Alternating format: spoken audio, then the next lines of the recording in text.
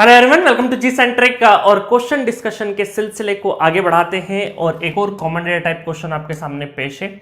जो पिछले क्वेश्चंस करे वो एक थोड़ा सा फाउंडेशन का काम किया, अब थोड़ा सा हम लोग लेवल बढ़ाएंगे और अच्छे खासे न्यूमेरिकल भी करेंगे। देखिए, टफनेस कुछ भी नहीं है, वही जो मैं पिछले लेक्चर में बोला था कि 4-5 चीजें आपको पता होनी चाहिए। Sending end voltage, sending end current, sending end power factor, receiving end side voltage, receiving end side current, receiving end side power factor और सेंडिंग हमारा वो पता होना चाहिए वोल्टेज रेगुलेशन के कितना वोल्टेज फ्लक्चुएशन हो रहा है, दैट इज वोल्टेज रेगुलेशन, और कितना लॉसेस हो रहा है, दैट इज एफिशिएंसी।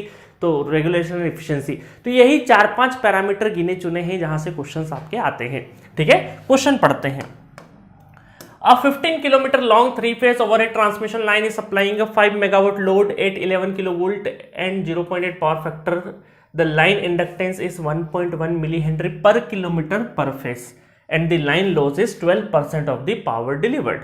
ठीक है, देखो अब यहाँ पे अगर हम लोग देखें इसको थोड़ा सा कि जो चीजें बोली है, 15 किलोमीटर की लाइन है, तो हमें पता है कि यहाँ पे हमें अगर और 15 किलोमीटर लाइन है और फ्रीक्वेंसी कुछ भी मेंशन नहीं है, तो हम लोग 50 हर्ट्ज लेते हैं। इसका मतलब ये हमारा शॉर्ट ट्रांसमिशन लाइन है।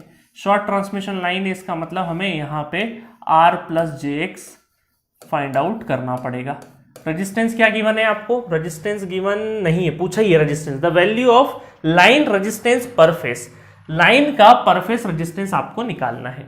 ठीक है, तो यहां पर आपको जो इंडक्टेंस दे रखा है उसको आप रिएक्टेंस में कन्वर्ट कर सकते हो, बिल्कुल कर सकते हो। ठीक है, वो कर लेना।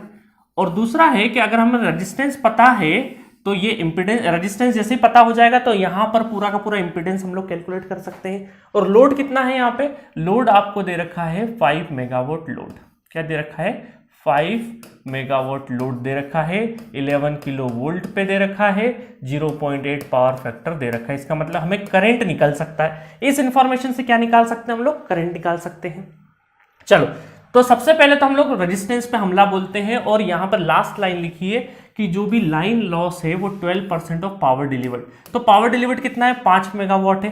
तो इसका मतलब अगर हम लोग देखें तो जो लॉस है, पावर लॉस, वो है 12%। 12% हटाएंगे तो 100 इंटू कितने का? पावर डिलीवर्ड, मतलब 5 मेगावाट का। 5 megawatt into 10 to the power 6 mega का 10 टू द पावर 6 कर देंगे। तो ये हमारा क्या हो जाएगा? 12% ऑफ पावर डिलीवर्ड है हमारा लॉस, पावर लॉस। और पावर लॉस किसके बराबर होता है? ये होता है 3 इंटू, है ना, 3 इंटू आई स्क्वेयर, IPH का स्क्वेयर इंटू RPH। तो हमें करंट निकालना है और करंट हम लोग बड़ी आसानी से निकाल सकते हैं। करंट लाइन और फेस करंट बराबर होता है क्योंकि स्टार कनेक्शन है। और यहाँ पे 5 कहीं लिखा है, स्टार कनेक्शन नहीं लिखा है तो बाय डिफॉल्ट क्या मानेंगे? स्टार कनेक्टेड मानेंगे। ठीक है, तो 5 into 10 to the power 6 divided by √3 into VL कितना है? 11 इंटू 0.8 और 10 टू द पावर 3 लिखना है ना, 11 किलो वोल्ट वाला। चलो, तो यहाँ से करंट फाइंड आउट कर लोगे, यहाँ पे करंट रख दोगे और इसके इक्वेट कर दोगे तो R फेस निकल जाएगा। ठीक है, अभी मैं सारी की सारी वैल्यू लिख दूंगा। ठीक है, चलो मैं लिख ही देता हूं। तो ये I फेस आ जाएगा आपका, I फेस आ जाएगा 328 एम्पेयर आ जाएगा करंट। और करंट को जब यहाँ रख दोगे, इसको सॉल्व करोगे तो ये आ जाएगा 1.86 ओम इज द रेजिस्टेंस। ठीक है, तो टोटल हमारा 15 किलोमीटर का रेजिस्टेंस कितना है? 1.86 है। हमें पर फेज ही पूछा है, पर किलोमीटर पूछते तो फिर हम कन्वर्ट करते। ठीक है, चलो अब हमें क्या दे रखा है? यहाँ पे इंडक्टेंस दे रखा है और आगे का क्वेश्चन पढ़ते the value of line voltage at sending end, मतलब आपको सेंडिंग एंड का लाइन वोल्टेज निकालना है। ठीक है, यहाँ पे सेंडिंग एंड का क्या निकालना है? Line voltage. देखो पिछले क्वेश्चन में यहाँ पे क्या गिवन था आपको? पिछले क्वेश्चन की अगर बात करें तो यहाँ calculating the sending end voltage पर फेज में निकालना था, बट इस बार आपको क्या निकालना है? लाइन वोल्टेज निकालना है। लाइन वोल्टेज निकालने के लिए आप इक्वेशन को पर फेज में ही लिखेंगे, बट लास्ट में जाके फेज को लाइन में कन्वर्ट कर देना। ठीक है, चलो कॉन्सेप्ट वही है। कॉन्सेप्ट हमारा क्या था? यहां से अगर हम लोग KVL का एक्सप्रेशन लिखे, है ना, KVL का एक्सप्रेशन अगर लिखें तो कितना हो जाएगा हमारा? VS angle del equal to VR angle 0 plus यहां पे आ जाएगा हमारा रेजिस्टेंस R प्लस JX, है ना, R निकला हुआ, X निकाल देंगे और करंट हमारा, करंट और एंगल के साथ में लिखना है ना, पर फेस करंट और एंगल जो भी रहे। एंगल कितना है? 0.8 पावर फैक्टर, तो -36.86, है ना। चलो, तो अब हमारा टास्क क्या है? हमारा टास्क है कि हमें रिसीविंग एंड साइड वोल्टेज पर फेज में तो 11/√3 kilo volt 10 to the power 3 में पता है। यहाँ पे रिएक्टेंस निकालना है, तो रिएक्टेंस निकालने के लिए हम क्या करेंगे, ओमेगा एल। रिएक्टेंस कितना है, ओमेगा एल है, मतलब जे ओमेगा एल में कर दोगे कन्वर्ट, ठीक है, बाद में कर लेंगे। और यहाँ पे 2 पाई एफ एल, एल कितना है हमारा 1.1 milli henry, 1.1 into 10 to the power -3, ठीक है। अब एक चीज का ध्यान रखना, देखो यहाँ पे ये जो इंडक्टेंस दे रखा है ये 1 किलोमीटर का दे रखा है, किसका दे रखा है, 1 किलोमीटर का। और यहां पे आपका जो रिएक्टेंस निकलेगा वो भी 1 किलोमीटर का निकलेगा, बट हमें तो 15 किलोमीटर का चाहिए, तो हमें 15 का मल्टीप्लाई करना पड़ेगा, 15 का मल्टीप्लाई करना पड़ेगा। तो किलोमीटर किलोमीटर कैंसिल आउट हो जाएंगे, 15 का मल्टीप्लाई करेंगे तो ये 15 का किलोमीटर का आ जाएगा, ठीक है। तो ये इस तरीके से। अच्छा, फ्रीक्वेंसी गिवन है क्या, फ्रीक्वेंसी आपको शायद नहीं गिवन है, तो 50 हर्ट्ज ले लीजिएगा। जब भी गिवन नहीं हो तो 50 हर्ट्ज लेना है आपको, ठीक है। और गिवन हो तो जो अवेलेबल हो वही लेना है, 60 हर्ट्ज भी देते हैं तो 60 हर्ट्ज लेना है, ठीक है। तो यहां से रिएक्टेंस कैलकुलेट हो जाएगा। अब क्या है, पूरी कैलकुलेशन है और कुछ भी नहीं है। यहाँ पे रेजिस्टेंस पता है, रिएक्टेंस पता है, एंगल आ जाएगा, मैग्नीट्यूड और एंगल समथिंग इसका आ जाएगा, इनटू करंट का मैग्नीट्यूड और एंगल समथिंग आ जाएगा। इसको पूरे को सॉल्व करेंगे, इसका एंगल 0 होता है, तो यहाँ पे VS एंगल 0, चूंकि हमने पर फेज लिए हैं तो ये भी हमें क्या गिवन होगा, पर फेज वैल्यू ही गिवन होगा। बहुत सारे लोग क्या करते हैं कि यहाँ पे डायरेक्टली लाइन वोल्टेज रखने की गलती करते हैं, वो आपको नहीं करना है। क्यों नहीं करना है, क्योंकि ये जो इंपीडेंस है ना हमारा, ओमिक वैल्यू जो है वो हमेशा पर फेज में होती है, इक्वेशन इसलिए हमें पर फेज में ही लिखना पड़ेगी पहले। अब आप बोलोगे सर इस तरीके से बार बार कैलकुलेशन आएगा तो हम कैसे करेंगे, क्योंकि हमारे वर्चुअल कैलसी में तो कॉम्प्लेक्स सॉल्व ही नहीं होता है, एंगल और इसमें तो हम फंस जाते हैं। सिंपल एंगल और इसको तो सॉल्व करते आता है ना आपको। सिंपल देखो, अगर क्वेश्चन आया तो कोई बहुत लंबी कैलकुलेशन के साथ में नहीं आएगा, बट अगर छोटी कैलकुलेशन के साथ में आ सकता है तो आपको पता होना चाहिए कि सपोज करो 5 एंगल 20 डिग्री को मुझे अगर वापस कन्वर्ट करना है तो 5 cos 20 plus j sin 20, sorry 5 आगे लिखो, 5 दोनों मल्टीप्लाई होगा sin 20। इस तरीके से रियल और इमेजिनरी कार्टेशियन फॉर्म में हम कन्वर्ट कर सकते हैं। और वापस अगर मैग्नीट्यूड और उसमें कन्वर्ट करना है तो मैग्नीट्यूड इसका क्या होता है, इसका रियल पार्ट और इमेजिनरी पार्ट का रियल का स्क्वायर प्लस इमेजिनरी का स्क्वायर, और एंगल 10 फाई करके निकाल दोगे। ये सारी चीजें ऑलरेडी मैं पढ़ा चुका हूं नेटवर्क थ्योरी में कि कैसे हमें पोलर फॉर्म से कार्टेशियन और कार्टेशियन से पोलर फॉर्म में कन्वर्ट करना होता है, ठीक है। वही स्किल सेट आपको यहां पे यूज करना होगा, है ना। कोई आसमान से चीजें नहीं होगी, वही जो नेटवर्क थ्योरी में हमने बेस पढ़ा है ना वही यहाँ पे यूज होगा। देखो कॉन्सेप्ट जरा सा है, उसके बाद कैलकुलेशन वाला पार्ट है, नेटवर्क वाला पार्ट है, ठीक है। कहने को ट्रांसमिशन लाइन है, बट असल में हम लोग RL सर्किट सॉल्व कर रहे हैं और कुछ भी नहीं कर रहे हैं। चलो, तो मैं आंसर लिख देता हूं, इसको सॉल्व करना। डायरेक्टली मैं आंसर लिख देता हूं, 7.92 आएगा आपका, और एंगल समथिंग कुछ आएगा, ठीक है। तो ये आपका क्या है, फेज है। अब आपको क्या है, लाइन निकालना, लाइन टू लाइन निकालना है, तो √3 इंटू 7.92, तो ये हो जाएगा √3 7.92, तो ये हो जाएगा तकरीबन 13.71 वोल्ट, किलो वोल्ट, ठीक है। एक चीज का और ध्यान रखना, किलो 10⁻3, इधर भी 10⁻3 बनाना, तब जाके किलो को कॉमन लेना है, ठीक है। इस चीज का ध्यान रखना। तो 13.7, तो ये तकरीबन नियर बाय हमारा आंसर जो है C is the correct answer for this question. अब बोलोगे सर 13.7 है, आप 13.6 पे टिक कर दे रहे हो। इस तरह की कैलकुलेशंस में जो हमारा कैलकुलेटर होता है वो 8 डिजिट कैलकुलेट कर लेता है, इस वजह से थोड़ा सा वेरिएशन चलेगा। और अगर रेंज वाला क्वेश्चन भी रहा, आपको फिल इन द ब्लैंक्स वाला भी रहा, तो आपको रेंज थोड़ी सी बड़ी दी जाएगी, ठीक है। टेंशन वाली बात नहीं है। चलो, मजा आया क्वेश्चन में। क्वेश्चन को करने का तरीका सीखे, कॉन्सेप्ट सीखो, कैलकुलेशन तो आपकी इंप्रूव्ड होती है। बहुत बार हम इस तरह की कैलकुलेशन नेटवर्क में भी सॉल्व करें, ऐसी एनालिसिस में भी सॉल्व करें, बहुत सारी जगह पे सॉल्व करें। मेन चीज है कि आइडिया बन रहा है कि नहीं, क्वेश्चन देखने के बाद किस तरीके से सॉल्व करना है वो आइडिया बन रहा है कि नहीं, वो ज्यादा जरूरी है, क्योंकि कैलकुलेशन की प्रैक्टिस तो अभी फटाफट कर लोगे आप, ठीक है। और इतनी लेंथी कैलकुलेशन आएगी भी नहीं वहां पे, बट हम लोग प्रिपरेशन बड़े अच्छे से करना है, सारे इस लेवल पे प्रिपरेशन करेंगे ताकि गेट यहां लगे हमें। अगर हम यहां तैयारी करेंगे तो हमें गेट में उस दिन जाकर तो हमारी हवा निकल जाएगी। गेट का लेवल अगर यहां है तो हमारी तैयारी यहां होनी चाहिए, ताकि ये जो इतनी सी गैप है ना, ये प्रेशर रहता है उस दिन, उसकी वजह से ये तैयारी उसके बराबर रहती है, क्योंकि प्रेशर रहता है ना, प्रेशर को हैंडल हो जाएगा, ठीक है। चलो नेक्स्ट क्वेश्चन की तरफ बढ़ते हैं। Question number 32, the ABCD constant of a three phase transmission line are. अब देखो ये नॉर्मली शॉर्ट ट्रांसमिशन लाइन नहीं, क्योंकि ABCD चारों पैरामीटर अवेलेबल है। शॉर्ट ट्रांसमिशन लाइन में क्या होता था कि C पैरामीटर 0 होता था, है ना, 1Z01 इस तरीके से होता था, बट यहां पे आपका A भी 1 नहीं है, 0.8 है, एंगल समथिंग है, ठीक है, B है, C है, यहां पे सब कुछ गिवन है। तो एबीसीडी पैरामीटर गिवन है, द सेंडिंग एंड वोल्टेज आपको दे रखा है 400 kilo volt, the receiving end voltage under no load condition is, आपको नो लोड कंडीशन में रिसीविंग एंड साइड का वोल्टेज निकालना है। तो इस तरह के क्वेश्चंस बहुत बार पूछे जाते हैं। आपको सिंपल ये इस तरीके से क्वेश्चन में ऑलरेडी डेरिवेशन में इस चीज पे फोकस किया था, A V R plus B I R. No load का मतलब है कि आई आर क्या हो जाए, जीरो हो जाए, that is no load. No load का मतलब क्या है कि रिसीविंग एंड साइड वोल्टेज क्या हो जाए, जीरो हो जाए। जब ये जीरो हो जाएगा, ये जीरो हो जाएगा, तो जो वी आर है रिसीविंग एंड साइड का वोल्टेज वो वी एस डिवाइडेड बाई ए। आप बोलोगे सर ये तो वही चीज है ना जो वी एन एल आपने बताया था, बिल्कुल वही चीज है, ये कुछ भी नहीं है, वी एन एल ही है ये, no load voltage when I R equal to zero, है ना, ये वही है। तो इसका मतलब है कि सेंडिंग एंड साइड वोल्टेज आपको दे रखा है कितना, 400, और डिवाइडेड बाई ए कितना है, मैग्नीट्यूड बाई 0.8, तो ये हो गया 8 × 5 = 40, 500 kilo volt is the correct answer for this question. ठीक है, मजा आया क्वेश्चन में। तो अंडर नो लोड कंडीशन में रिसीविंग एंड साइड का वोल्टेज कितना है, 500 से ज्यादा, मतलब सॉरी 500 किलो वोल्ट है। ठीक है, इसका मतलब है कि सेंडिंग एंड साइड 400 है और रिसीविंग एंड साइड कितना है, 500 किलो वोल्ट है। इसका मतलब रिसीविंग एंड साइड वोल्टेज ज्यादा हो गया है, दैट इज कॉल्ड फेरेंट इफेक्ट। ये अनडिजायरेबल है, इसको कंट्रोल करेंगे हम लोग आगे चल के। इस 500 किलो वोल्ट हमारा सेंडिंग एंड वोल्टेज से ज्यादा नहीं होना चाहिए, या तो उसके बराबर रहे या उससे कम रहे। तो इसके लिए हम लोग क्या करेंगे, कंपनसेशंस लगाएंगे। ठीक है, वो सारे के सारे next unit voltage control power factor improvement में हम लोग सीखेंगे। चलो नेक्स्ट क्वेश्चन देखते हैं। The generalize circuit constant of a three phase 220 kilovolt rated voltage medium length transmission line ABCD given है, सारा का सारा रियल इमेजिनरी और इस सब में फॉर्मेट में गिवन है। If the load at the receiving end is 50 megawatt at 220 kilovolt with a power factor of 0.9 lagging, then the magnitude of line to line sending end voltage should be। ठीक है, तो ये question again मैं बोलूंगा conventional type का question है। आपको sending end voltage पूछा है, अब आपको पूछा है मीडियम ट्रांसमिशन लाइन। तब देखो यहाँ पे आपको अगर मैं बोलूं कि एबीसीडी सारे पैरामीटर गिवन है और आपको निकालना V S equal to A V R plus B I are.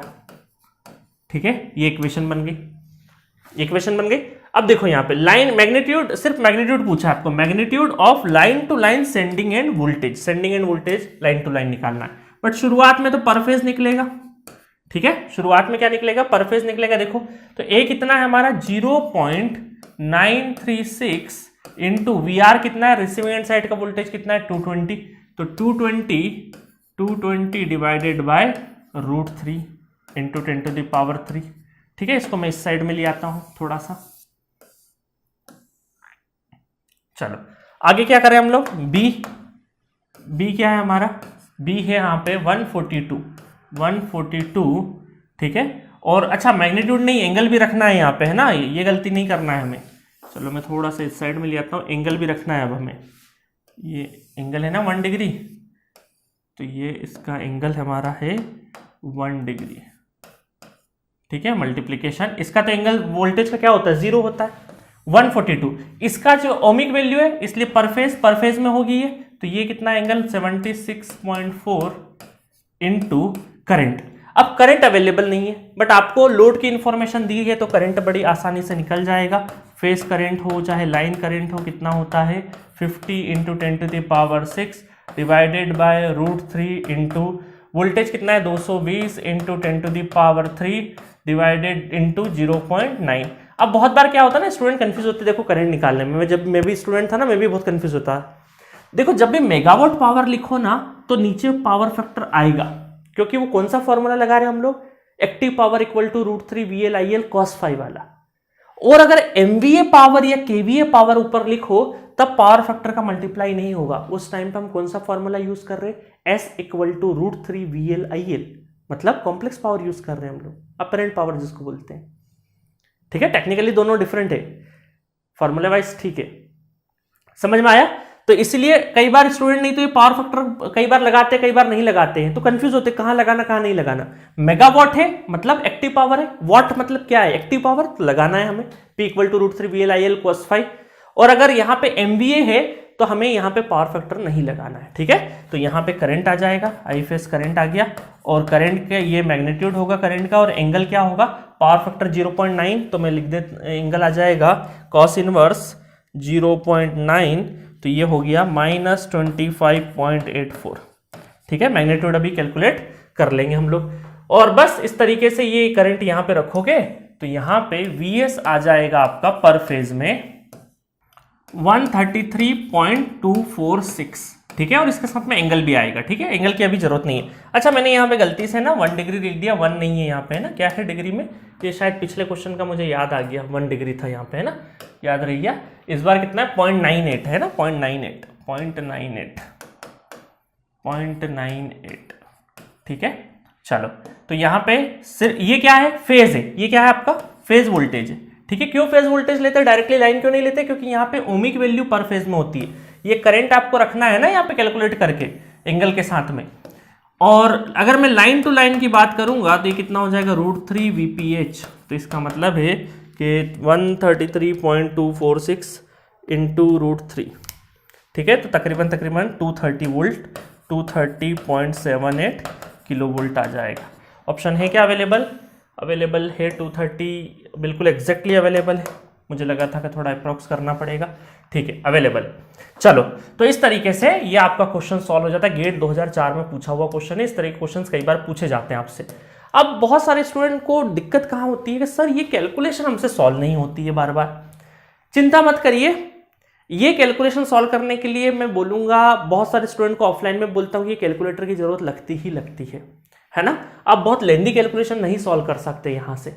अब कितनी बार इसको वापस से कॉस और साइन में लेके आओगे, फिर इसको कॉस और साइन में लेके आओगे। बट अभी मेरा ये कंसर्न है कि आप कैलकुलेशन पे बहुत ज्यादा मत डरिए। हो सकता है गेट एग्जामिनेशन में सेम क्वेश्चन आए और यहाँ पे एंगल बहुत ही 30 डिग्री, 1 डिग्री, 2 डिग्री या 0 डिग्री दे दे, या इस तरह मतलब कुछ ऐसा दे दे आपको कि यहाँ बहुत ही 1 डिग्री दे दे या यहाँ 20 डिग्री दे दे, कुछ ऐसे वैल्यूज दे दे जिससे आपकी कैलकुलेशन बहुत आसान बन जाए। तो इसीलिए यहां लेंदी पोर्शन को मत चिंता करिएगा। अभी आप चाहे तो फिजिकल कैलसी यूज करके अपनी प्रैक्टिस के लिए जरूर यूज कर लेना, ये फिजिकल कैलसी यूज कर लेना, अदरवाइज वर्चुअल कैलसी को ज्यादा यूज करना। ठीक है, इस तरह के कैलकुलेशन में, ताकि हमारा क्रॉस क्वेश्चन मतलब हमारा जो क्रॉस चेक हो जाए आंसर हमारा, इसके लिए आप ये यूज कर लीजिए, कोई दिक्कत नहीं है। बट इस चीज का ध्यान रखिए, बाकी कैलकुलेशन इससे मत करिएगा, है ना, सिर्फ और सिर्फ इसके लिए ताकि हमारा टाइम बचे, क्योंकि यहाँ पे लेबोरियस चीजें हो जाए, क्योंकि इस तरह की कैलकुलेशन एग्जाम में बहुत कम आने वाली है, चांसेस काफी कम है ना। 0 तो नहीं बोल सकते क्योंकि कभी आ गया तो, है ना। तो इसीलिए हमको पता होनी चाहिए, और आएगा तो बहुत प्रॉपर तरीके से, वैल्यूज इस तरीके से होगी डिजाइन कि आप बहुत आसानी से कर लोगे। ठीक है, चलें आगे बढ़े। चलो नेक्स्ट क्वेश्चन की तरफ बढ़ते हैं। नेक्स्ट क्वेश्चन है question number 34। The ABCD constant of a 220 kilovolt lines are A, B, C, D आपको गिवन है। If the sending end voltage of the line for a given load delivered at a nominal voltage is 240 kilovolt। देखिए line बहुत ध्यान से पढ़ना। If the sending end voltage of the line for a given load delivered at a nominal voltage is 240, मतलब ये sending end voltage given है आपको 240 kilovolt. क्या दे रखा है, सेंडिंग एंड वोल्टेज, है ना। इस चीज का ध्यान रखना, लाइन को बहुत ध्यान से पढ़ना, 240 किलोवोल्ट। ठीक है, और ये क्या कर रहा है, load delivered eight nominal voltage पे लोड डिलीवर कर रहा है। अच्छा, यहां पे एक चीज और लिखी था, A B C D constant of a 220 kilovolt line, है ना, 220 किलोवोल्ट। तो इसका मतलब ये क्या है, जब भी रेटेड होता है तो कई बार स्टूडेंट इसको मान लेते हैं कि चलो ये है हमारा रिसीविंग एंड वोल्टेज, क्योंकि जब भी नेमप्लेट रेटिंग गिवन होती है तो वो हमारी लोड साइड की रेटिंग गिवन होती है, रिसीविंग एंड साइड की गिवन होती है। ठीक है, तो इसका मतलब है द परसेंटेज वोल्टेज रेगुलेशन आपको निकालना है। अब बहुत सारे स्टूडेंट क्या गलती करते हैं कि चलो ये तक भी पता होता है कि सर ये तो रिसीविंग एंड वोल्टेज है और ये सेंडिंग एंड वोल्टेज है, तो वोल्टेज रेगुलेशन फटाफट जल्दी जल्दी में क्या कर देते हैं, 240 माइनस 220 डिवाइडेड बाय 220 इंटू 100%। ठीक है, ये कर देते हैं, देखते हैं कितना आंसर अब मैच करता है क्या, देख लेते हैं। 240 minus 220 divided by 220 into 9% match कर रहा है, 9% B is the correct answer लगा देते हैं, जो कि गलत अप्रोच है। क्यों, क्योंकि ये जो फॉर्मूला हमने लगाया है ये सिर्फ और सिर्फ शॉर्ट ट्रांसमिशन लाइन के लिए है, बाकी ट्रांसमिशन लाइन के लिए नहीं है। और एबीसीडी पैरामीटर हमें देखो अलग अलग गिवन दे रखे, इसका मतलब ये शॉर्ट तो नहीं है, क्योंकि ए पैरामीटर भी गिवन है आपको, सी पैरामीटर भी गिवन है ना, और A1 नहीं है, कुछ और है, 1 से कम है, इसका मतलब ये क्या है आपका शॉर्ट नहीं है, कम से कम शॉर्ट तो नहीं है। ठीक है, चलिए, तो इसका मतलब है कि वोल्टेज रेगुलेशन का फॉर्मूला कौन सा लगेगा, voltage regulation equal to VS divided by A minus V R divided by V R into 100%, है ना। तो यहां से क्या हो जाएगा, Vs कितना है हमारा, Vs है 240 डिवाइडेड बाई ए कितना है 0.94 minus 220 divided by 220 into 100%। 240 divided by 0.94 minus 220 divided by 220, तो ये आ जाएगा तकरीबन 16% के आसपास। तो C is the correct answer for this question, ठीक है। तो इस चीज का ध्यान रखना, छोटी छोटी गलतियां हो जाती है, तो आपको वोल्टेज रेगुलेशन निकालते टाइम पे ध्यान रखना, डायरेक्टली फॉर्मूला नहीं पुट कर देना। वो सिर्फ और सिर्फ शॉर्ट ट्रांसमिशन लाइन के लिए है, बाकी ट्रांसमिशन लाइन के लिए आपको इस तरीके से वोल्टेज रेगुलेशन निकालना है, ठीक है। और इसको भी रटने की जरूरत नहीं है, आपको तो पता होगा कि हम लोगों ने ये फॉर्मूला कैसे लेके आए थे। तो Vs equal to AVR plus BIR, IR को जीरो करेंगे तो यही हमारा VNL बन जाता है ना। तो ये VNL बन जाता है, तो ये कितना हो जाएगा Vs डिवाइडेड बाई A, और इसी को हम लोग VNL की जगह रख देते हैं, ठीक है। चलिए नेक्स्ट क्वेश्चन की तरफ बढ़ते हैं। नेक्स्ट क्वेश्चन है question number, common data type का क्वेश्चन है, क्वेश्चन नंबर 35, 36, 37, ठीक है। तो कॉमन डेटा गिवन है, 3 क्वेश्चन आपको सॉल्व करना है, सिर्फ और सिर्फ प्रैक्टिस के लिए। इस तरह के कैलकुलेशन वाले, लार्ज कैलकुलेशन वाले क्वेश्चंस नहीं आते हैं, बट हमें प्रैक्टिस करना है, तो फटाफट करते हैं, ठीक है। अ 3-phase 132 kV nominal T transmission line is connected to a 50 megawatt load at 0.8 power factor. The line constant of a 80 kilometre long lines are Z equal to दे रखा है आपको, इम्पिडेंस दे रखा है, एडमिटेंस दे रखा है, दोनों में ओमिक और सीमेंस की वैल्यू गिवन है। और जाहिर सी बात है, ओमिक वैल्यू सीमेंस वैल्यू सारी की सारी काय में होती है, पर फेज में होती है। आपको पूछा है calculate the sending end voltage.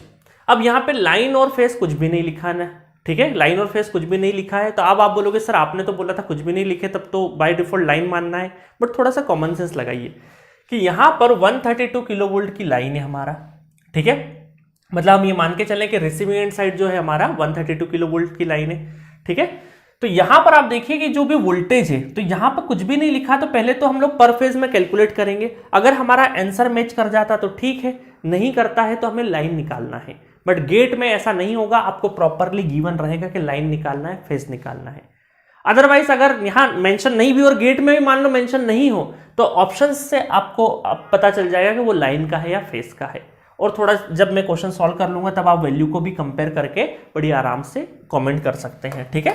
चलिए, तो ये बहुत ज्यादा डिबेटेबल नहीं है। वैसे तो गेट में 99% चांस है कि सब कुछ मेंशन होगा, नहीं मेंशन हो तो आपको देखो फिल इन द ब्लैंक्स वाले में तो डेफिनेटली मेंशन होगा। अगर ऑब्जेक्टिव टाइप में हो सकता है इंटेंशनली वो मेंशन नहीं करे तो हमें फेज निकालना, नहीं मैच हो तो फिर लाइन भी निकाल देना। जो भी एक तो मैच होगा ना, दोनों मैच हो ऐसा तो जरूरी है नहीं, ठीक है। चलो चलते हैं क्वेश्चन की तरफ। तो टी मॉडल हमने पढ़ा था, टी मॉडल पढ़ा था। तो टी का हमारा एबीसीडी पैरामीटर क्या होता है, एबीसीडी पैरामीटर होता है 1 प्लस YZ/2, ठीक है। ये भी होता है 1 प्लस YZ/2, ठीक है। टी मतलब कि C, और ये हमारा सिर्फ Y होता है, यहाँ पे Z 1 प्लस YZ/4, ठीक है। ये एबीसीडी पैरामीटर होते हैं हमारे, ठीक है। ये एबीसीडी पैरामीटर टी नेटवर्क के। चलो तब हमें क्या करना है, यहाँ पे सेंडिंग एंड वोल्टेज निकालना है। तो सेंडिंग एंड वोल्टेज के लिए Vs equal to AVR plus BIR। अब आप बोलोगे सर ये बड़े बड़े कैलकुलेशन करने पड़ेंगे।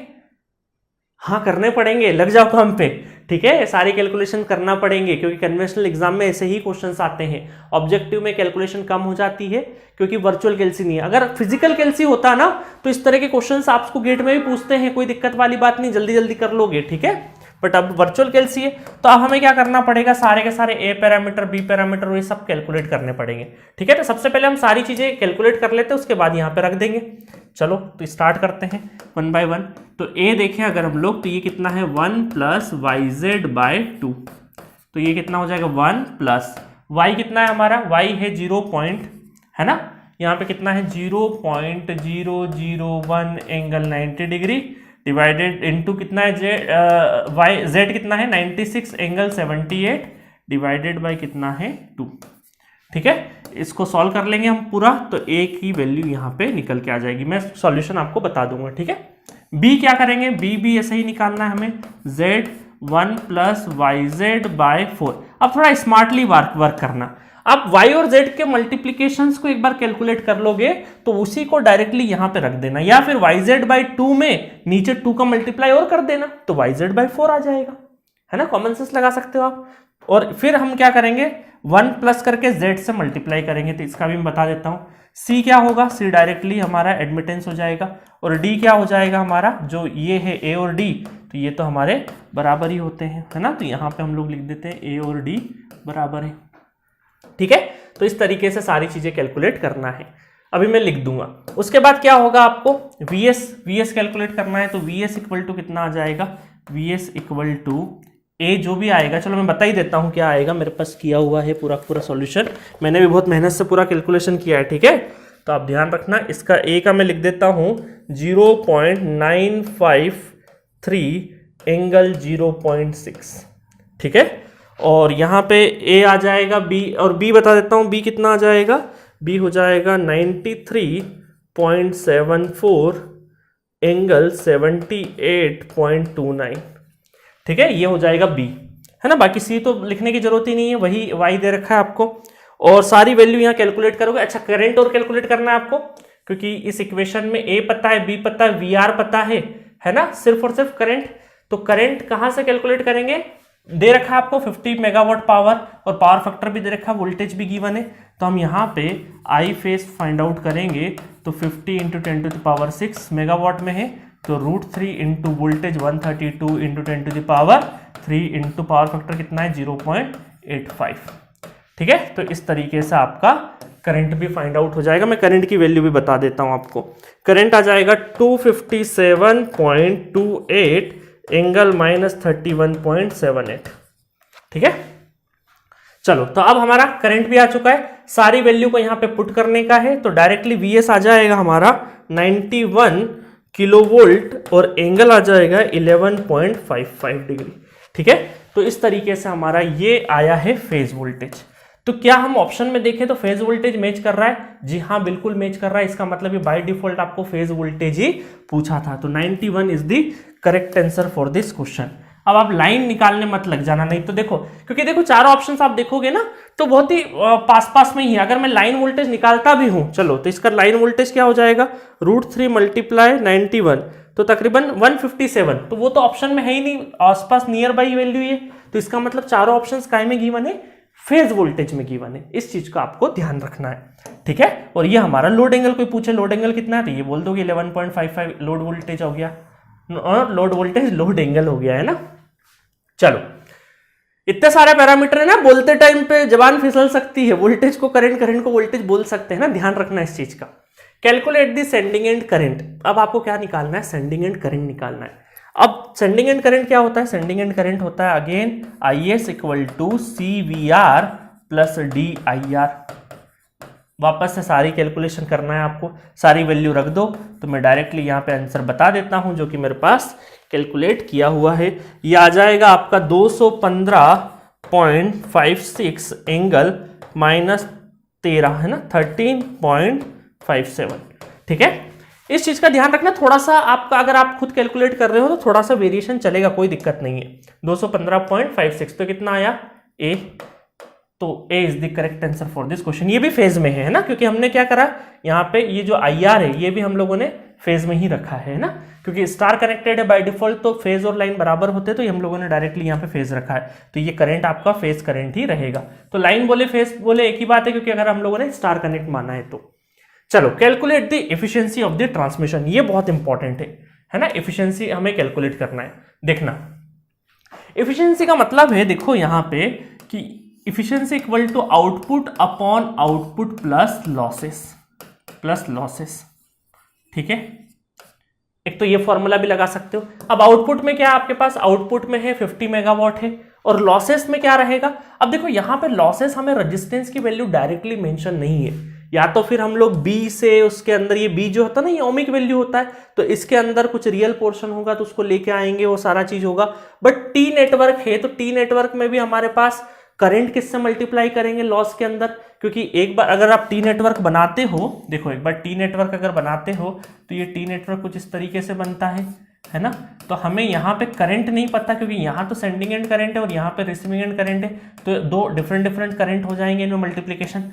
तो इससे जाना थोड़ा सा क्या होगा, लेंदी हो जाएगा, ठीक है। उसकी बजाय हम एक काम करते हैं, एक और फॉर्मूला है हमारे पास, आउटपुट अपॉन इनपुट।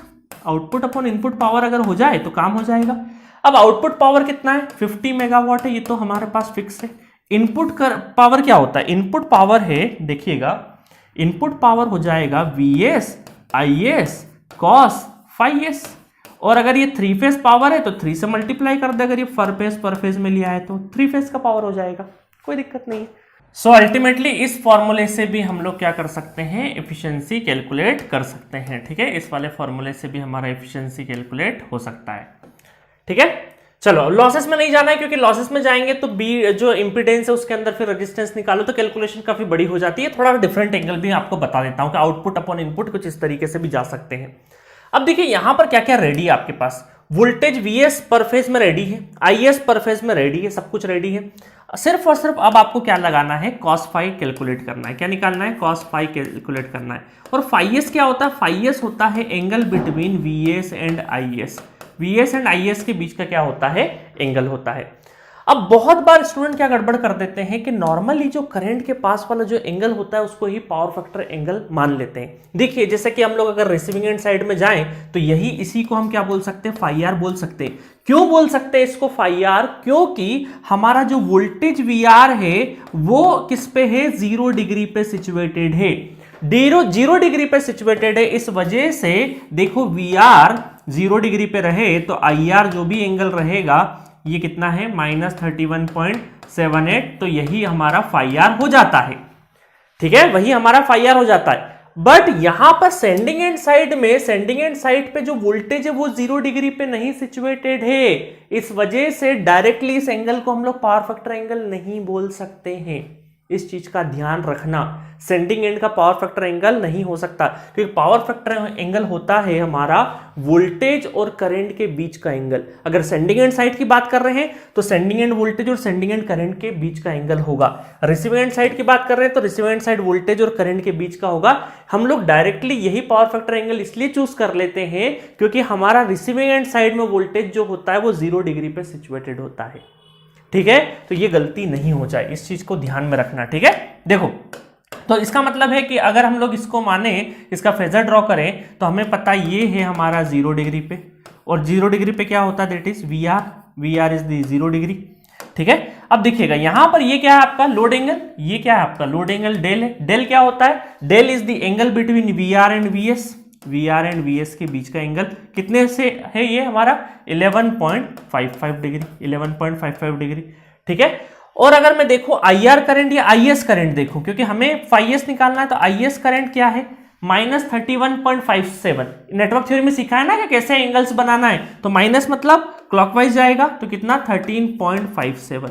तो अल्टीमेटली जो एंगल है हमारा, ये बड़ा एंगल जो है, ये पूरा एंगल ये जो है ये कहलाता phi s, और ये हो जाएगा 13.57 प्लस 11.55, तो ये एंगल हो जाएगा हमारा पावर फैक्टर एंगल, ठीक है। ये कितना हो जाएगा 13.57 प्लस 11.55, ठीक है। तो ये हो जाएगा 25.21 डिग्री, ठीक है। तो ये हमारा क्या है, हमारा पावर फैक्टर एंगल है, और इसको हम लोग रखेंगे यहाँ पे cos phi s की जगह, ठीक है, cos phi s की जगह रखेंगे और पूरा कैलकुलेट करेंगे इसको, पूरा सारी वैल्यू रख के, तो इफिशिएंसी तकरीबन हमारा आ जाएगा 94 के समथिंग, 94 पॉइंट समथिंग। तो हमारे ऑप्शन के हिसाब से देखें तो जो भी नियर बाय होगा उसको हम लोग टिक कर देंगे, तो यहाँ पे 93.7 हमारा नियर बाय लग रहा है, ठीक है। ध्यान रखना इस चीज का, क्योंकि बहुत बार गड़बड़ी हो जाती है, ठीक है, कि डायरेक्टली इस एंगल को रख देते हैं, ऐसा नहीं करना है, क्योंकि हमारा करंट के साथ में, क्योंकि देखो क्या होता है, जनरल टेंडेंसी होती है करंट के साथ वाला जो एंगल है वो पावर फैक्टर एंगल है, बट वो कब है, वो कब की बात है, जब हमारा रिसीविंग एंड साइड वोल्टेज 0 पर है तब की। रिसीविंग एंड साइड में कोई दिक्कत नहीं, उसको मान सकते हो, बट सेंडिंग एंड साइड में इस चीज को नहीं मानना है, ठीक है। चलिए तो इस तरीके से लेक्चर हमारा फिनिश होता है, ठीक है। और कई बार आपने देखा होगा कि मैं बाय डिफॉल्ट कई बार हम लोग गलती से ऐसा लिख देते हैं कि ये चलो करंट जा रहा है तो ये एंगल फाई एस है, ये सिर्फ नोटेशन है करने का। ये जब फाई एस लिख रहे हैं इसका मतलब ये वोल्टेज हमारा 0 डिग्री पे मान के चल रहे तब की बात है ना, अदरवाइज आपका एंगल क्या लेना है, आपको वीएस और आईएस के बीच का एंगल लेना है, दैट इज फाई एस। ठीक है, इस चीज का ध्यान रखना। चलो, तो इस तरीके से हमारे क्वेश्चंस फिनिश होते हैं। इस लेक्चर में इतना ही, नेक्स्ट लेक्चर में मिलेंगे और भी इंटरेस्टिंग क्वेश्चंस के साथ। Okay, thank you.